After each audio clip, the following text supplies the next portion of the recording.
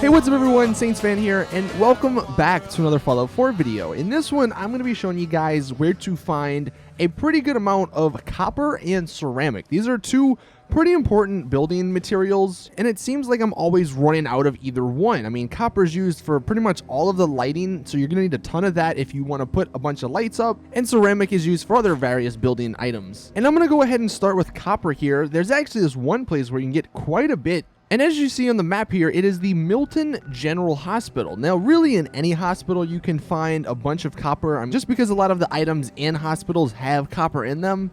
But this one is pretty cool in particular because across the street, actually, from the General Hospital, there's this parking garage with a maze in it. And I will say, the maze is actually pretty trippy, so just be careful going in there. But you will get to a point where there's a ton of bathroom scales. I think there's about 20 or so, and just by simply disarming them, you can get a decent amount of copper from them. So it's a pretty easy spot to find a ton of copper really quickly.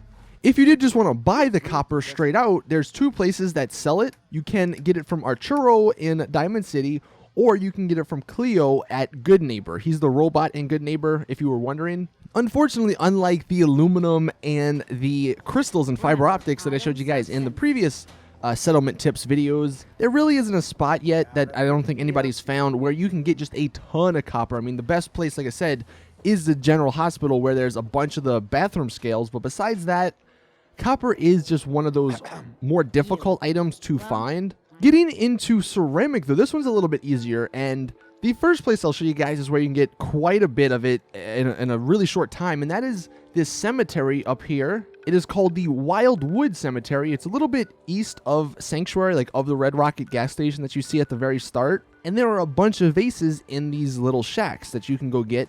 Again, it's similar to the copper. You can't get, 50 or so plus like you could with some of the other items, but you still can get quite a bit.